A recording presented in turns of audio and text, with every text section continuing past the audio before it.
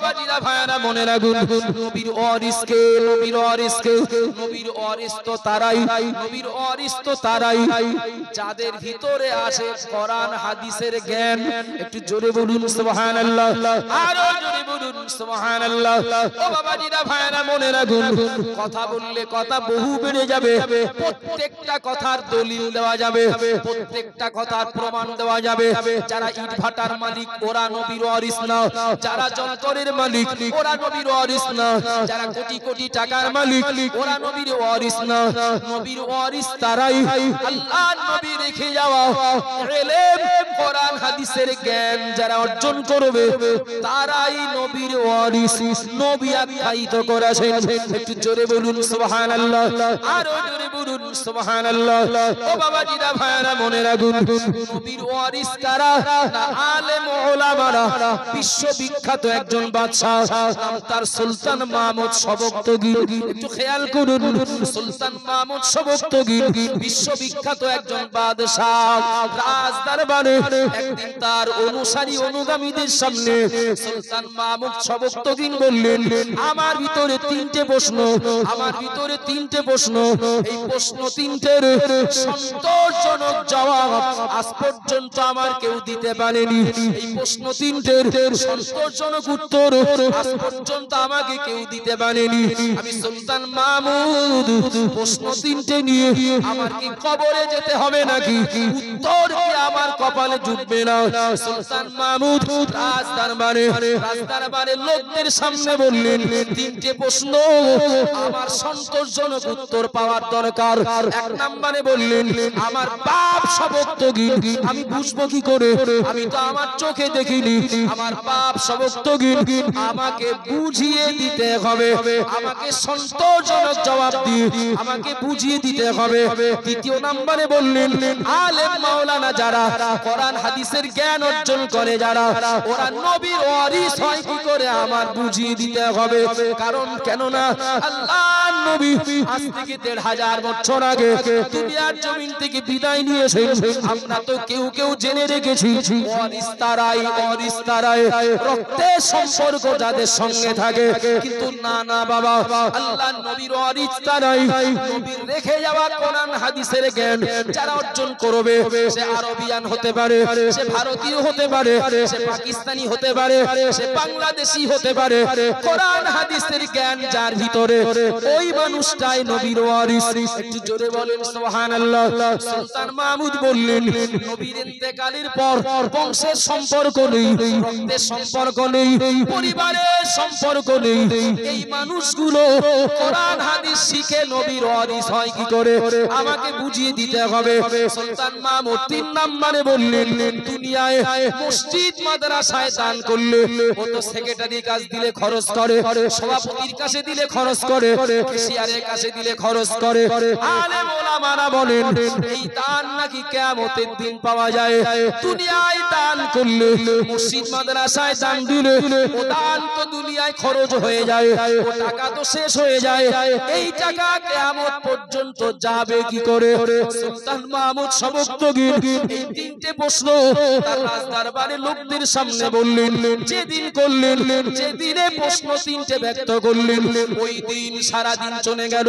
রাজ দরবারে ডিউটি করলেন, রাত হয়ে গেল, গভীর রাত, নিঝুম রাত, নিশুতি রাতে সুলতান মাহমুদ সবকতগী তার ভিতরে একটা গুণ ছিল, রাত বেশি হয়ে গেলে তিনি গ্রাম পাড়ার ভিতরে গলি গলি রাস্তায় ঘুরে বেড়াতেন।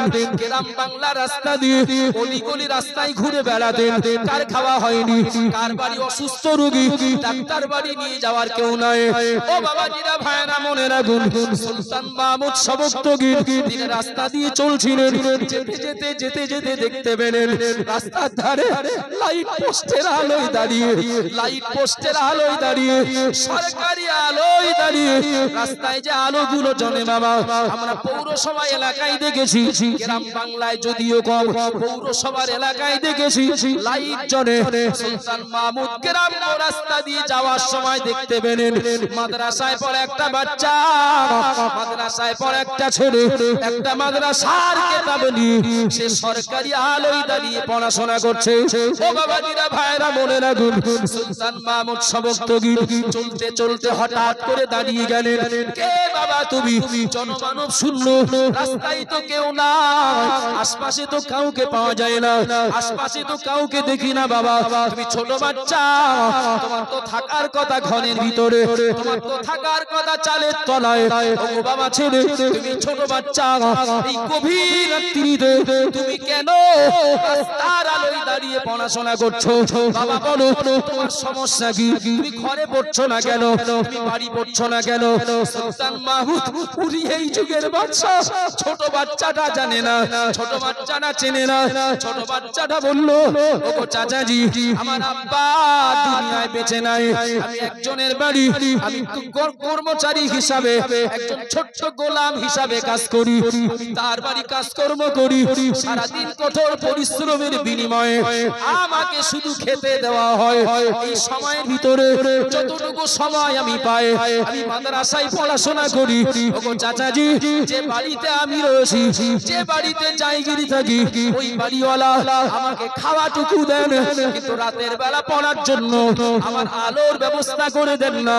আমি দেখতে পাচ্ছি একদিকে আমার মাদ্রাসার পড়া রেডি করা দরকার, অপরদিকে এই আলোটা তো বেকার বেকার জ্বলছে। তাই আমি দেরি না করে, সময়টা নষ্ট না করে, আমি মাদ্রাসার ওস্তাদের দেওয়া বইটা নিয়ে, পড়াটা নিয়ে আমি সরকারি আলোয় দাঁড়িয়ে পড়াশোনা করছি।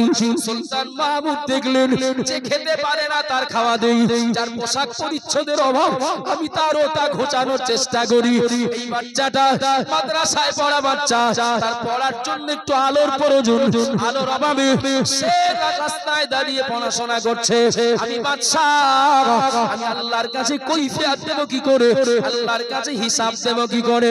ও বাবা জিরা ভাইরা বোনেরা, ছোট বাচ্চা সুলতান মাহমুদ নিজের পরিচয়কে গোপন করে সুলতান মাহমুদ তাকে বললেন, বেটা, ওগো বাবা ছেলে, কাল সকালবেলা চলে যাবে রাজ দরবারে। কাল সকালবেলা রাজ দরবারে গিয়ে একটু বাদশার সঙ্গে দেখা করো। আমার কথা বুঝতে অসুবিধা হচ্ছে নাকি? ভাষা বুঝতে অসুবিধা হচ্ছে কি? কালকে রাজ দরবারে গিয়ে, কাল রাজ দরবারে গিয়ে একটু বাদশার সঙ্গে দেখা করো। ছোট্ট মানুষ, এ আর বাদশার ওজন কতটা বুঝবে কি করে? আপনাকে ঠিক আছে, যাবো। আব্বাজান বারা মনে রাখুন, মা বোনেরা মনে কেদি, ছোট বাচ্চা সকাল হয়ে গেল, ঠিকানা নি, খোঁজ নি, লোকেশন নি, বাদশার রাস্তার মানে চলে গেল। ও বাবা জিরা ভাইরা, মা বোনেরা খেয়াল করুন, রাস্তার মানে গিয়ে ছোট বাচ্চা বাদশার খোঁজ নিচ্ছে, বাদশার খোঁজ নিচ্ছে। দারোয়ান যারা, বডিগার্ড যারা, দায়িত্বশীল যারা, তারা অবাক হয়ে গেলেন, এইটুকু বাচ্চা বাদশার খোঁজ নেই কেন? ও বাবা জিরা ভাইরা মনে রাখুন, কেউ কেউ ঠিকানা বলে দিয়েছে, বলে দাও বাদশার সঙ্গে দেখা করবে, বাদশা যা বোঝেন তাই করবেন।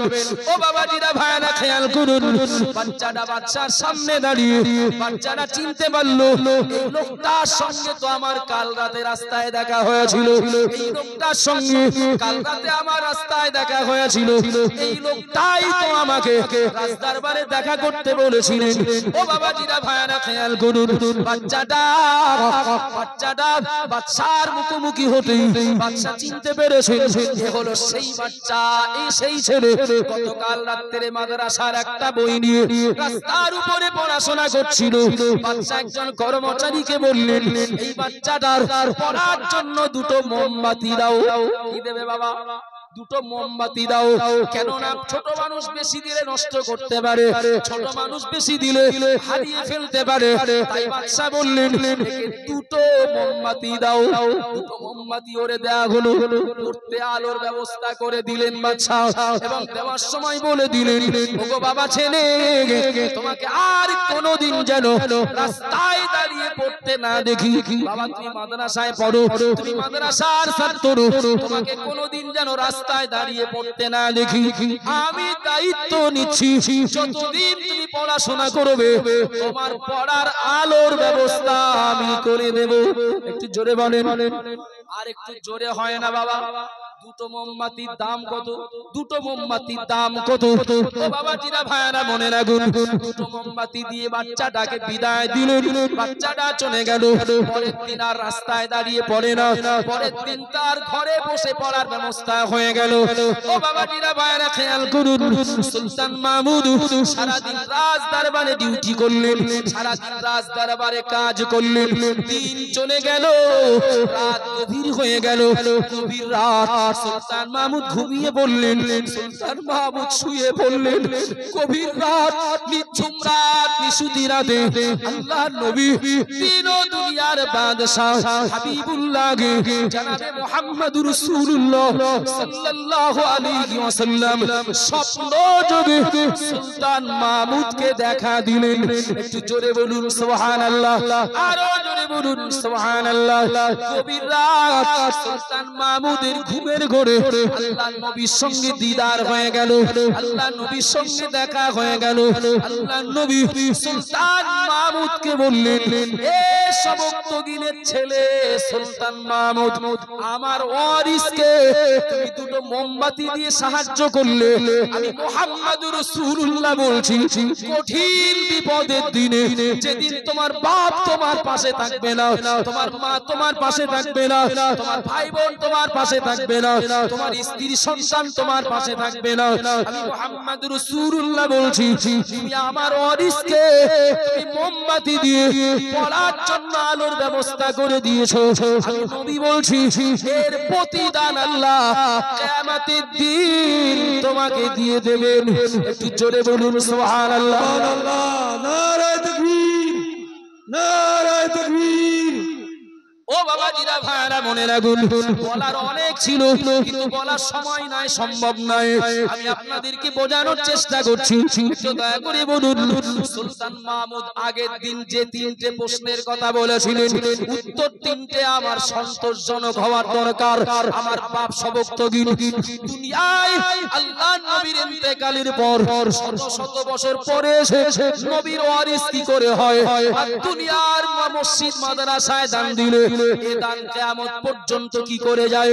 সুলতান মাহমুদ যে তিনটে প্রশ্ন করেছিলেন, ও বাবাজিরা ভাইরা দয়া করে বলুন, তিনটে প্রশ্নের জবাব আল্লাহর নবীর কাছ থেকে পেয়ে গেছেন না জানি? একটু কথা বলেন। নবী আমার ওকে ডাকলেন, অর্থাৎ বাদশাকে ডাকলেন, হে সবক্তগিনের ছেলে সুলতান মাহমুদ, একটু সুবহানাল্লাহ বলেন, একটু মহাব্বতে বলেন। দ্বিতীয় নম্বরে বললেন, আমার ওয়ারিসকে মাদ্রাসায় পড়া বাচ্চা যদি নবীর ওয়ারিস হন, যারা হাক্কানি আলেম তারা নবীর ওয়ারিস হবেন কিনা? সুলতান মাহমুদকে নবী তিন নম্বরে বললেন, এই আলোর ব্যবস্থা করে দেওয়ার জন্য আল্লাহ এর জাযা, এর পুরস্কার কঠিন কিয়ামতের দিন দিয়ে দেবেন। একটু জোরে বলেন সুবহানাল্লাহ। সুলতান মাহমুদের মনে বিরাট আনন্দ, সুলতান মাহমুদের মনে বিরাট আনন্দ।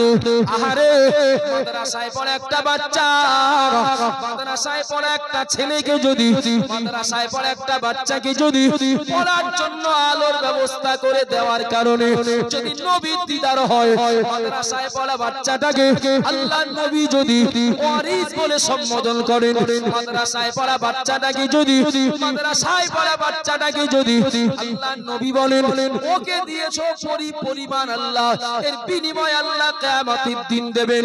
না না না, আমি আর কোনোদিন অস্বীকার করব না, আর কোনোদিনে প্রশ্ন করব না। আমি শিওর হয়েছি, আমি শিওর হয়েছি, যারা আলেম, যারা মাওলানা, যারা কোরআন হাদিস পড়ে, এরা নবীর ওয়ারিস, আর এদেরকে সাহায্য করলে পরকালে পাওয়া যায়। একটু জোরে বলেন সুবহানাল্লাহ, আরো জোরে বলুন সুবহানাল্লাহ।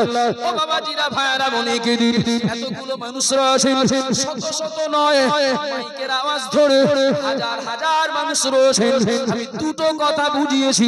একটা কথা হলো, শয়তানের বহুমুখী চক্রান্ত থেকে আমাদের ঈমান ইমান আমাদের আমলকে বাঁচানোর জন্য নবীর ওয়ারিস আমাদের তৈরি করতে হবে। ঠিক বলছি না ভুল বলছি? ইবলিসের ধোঁকা থেকে ইমান আমলকে বাঁচানোর জন্য নবীর ওয়ারিস আমাদের তৈরি করতে হবে। আর নবীর ওয়ারিস কারা? মাদ্রাসায় পড়া বাচ্চারা যদি নবীর ওয়ারিস হয়, তাহলে যারা মুকাম্মাল হাফেজে কোরআন, যারা আলেমে দ্বীন, এরা নবীর ওয়ারিস হবেন। আর এদেরকে সাহায্য করলে কিয়ামতে আল্লাহ দেবেন। জোরে বলেন না, আর একটু মহব্বতে বলেন না। ও বাবাজিরা ভাইরা খেয়াল করুন, নবী মুহাম্মদুর রাসূলুল্লাহ সাল্লাল্লাহু আলাইহি ওয়াসাল্লাম কি দেবেন একটা হাদিস বলে বক্তব্য শেষ করছি। বিনিময় কি পাওয়া যাবে? একদিকে শয়তানের চক্রান্ত থেকে বাঁচার ছাতা পাওয়া যাবে, অপরদিকে কি পাওয়া যাবে? আল্লাহর নবী পাক জামানে বললেন, মান ক্বারাআল কুরআনা ফাস্তাজখানাহু ফাহাল্লা হালালাহু ওয়া হারামা হারামাহু আদখালাহুল্লাহু জান্নাতাহু আও কামা ক্বালা আলাইহিস সালাম। আল্লাহর নবী বললেন, কেউ যদি কোরআনের হাফেজ হয়, কেউ যদি কোরআনের হাফেজ হয়, মাওলানা মুফতি মুহাদ্দিস মুফাসসিরের কথা বলছি না, বালতি মাদ্রাসা এটা হাফিজি মাদ্রাসা, আমি তাই এর সঙ্গে মিলিয়ে বলছি। আল্লাহর নবী বললেন, কেউ যদি কোরআনের হাফেজ হয় এবং মৃত্যুর আগ পর্যন্ত যদি আল্লাহ হালালাহু ওয়া হারামা হারামাহু, হালালটাকে হালাল বলে যদি গ্রহণ করে, হারামটাকে হারাম বলে যদি বাদ দেয়, আদখালাহুল্লাহু জান্নাতাহু। আমি মুহাম্মদুর রাসূলুল্লাহ বলছি, আল্লাহ ওই হাফেজে কোরআনকে বলবেন, ও বান্দা আমার দয়ার জান্নাতে চলে যাও। একটু জোরে বলেন, একটু মহব্বতে বলেন। হাফেজে কোরআন একা জান্নাতে যাবে না, জায়গা করতে মাদ্রাসা করতে জায়গা দিয়েছেন, কেউ মাদ্রাসা করতে ইট বালি রড সিমেন্ট পাথর দিয়েছেন, কেউ বোর্ডিং চালানোর জন্য চাল ডাল তেল লবণ কিংবা কখনো বা গোশত, কখনো মাদ্রাসা ছাত্রদের বাড়িতে দাওয়াত করে খাইয়েছেন। ও বাবাজিরা ভাইরা মনে রাখুন, একজন হাফেজে কোরআন যদি জান্নাতি বলে আল্লাহর কাছ থেকে যখন ঘোষণা পাবে, ও একা যাবে না, আল্লাহ ওর একা যেতে দেবেন না। মহান আল্লাহ পাক ওই হাফেজে কোরআনকে বলবেন, ওয়াসাফাহু আশরাতিন মিন আহলি বাইতিহি কুল্লুহুম কদ ওয়াজাবাত লাহুম নার আও কামা ক্বালা আলাইহিস সালাম। আল্লাহর নবী বললেন, আল্লাহ ওই হাফেজে কোরআনকে বলবেন, ও বান্দা একা জান্নাতে যেও না, 10 জন জাহান্নামীকে সঙ্গে নিয়ে জান্নাতে যাও। একটু জোরে বলবেন না, আর একটু মহব্বতে বলুন সুবহানাল্লাহ।